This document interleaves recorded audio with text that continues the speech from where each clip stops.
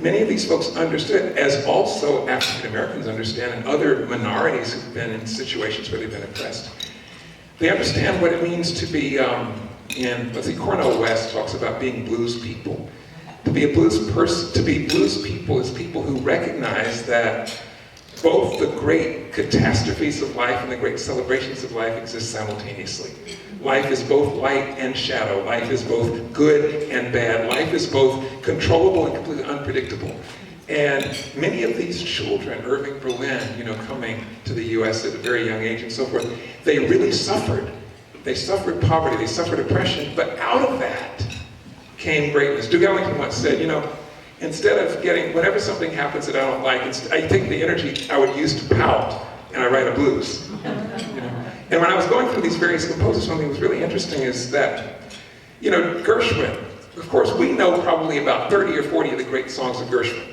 But Gershwin wrote hundreds and hundreds of songs. Same with Lorenz Hart and Richard Rodgers. It's like the ones that became famous were maybe 5 or 10%. And Irving Berlin was one of the people who talked about this. He says, it's not genius, it's work. It's craft. It's doing the thing over and over and over and over. And I believe one of the real legacies of the American popular song composers is they didn't depend on genius. They simply depended on work. Hard work, disciplined, diligent work, and they drew from their own experience and heritage to support that.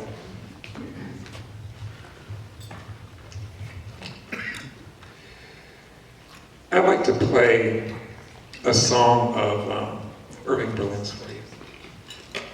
I believe this is one of the most beautifully structured songs in the jazz repertoire. How Deep is the Ocean? Do you love this?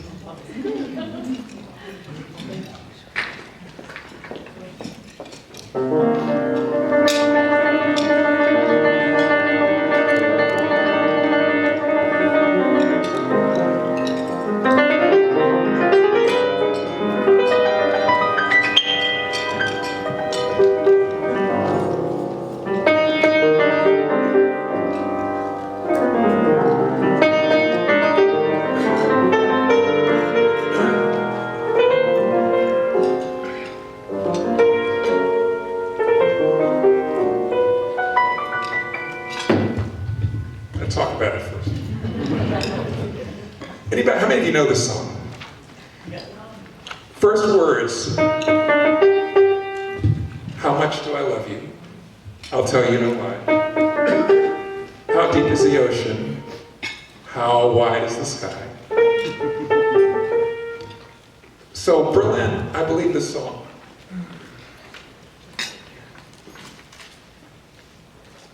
I think this is one of the most brilliantly crafted songs of all time.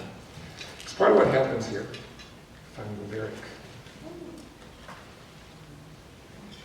How much do I love you? I'll tell you no lie.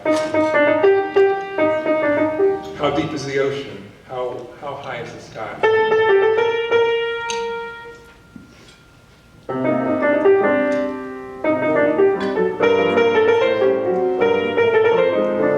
How many times a day do I think of you?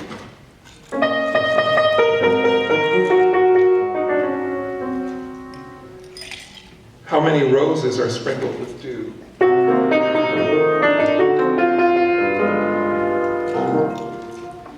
How far would I travel to be where you are?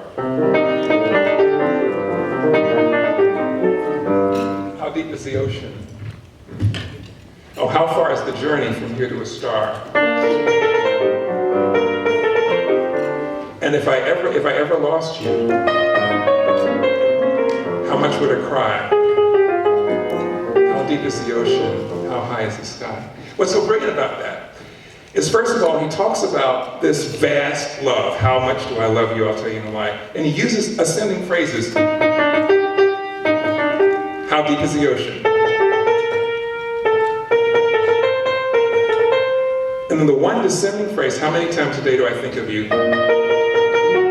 How many roses are sprinkled with dew?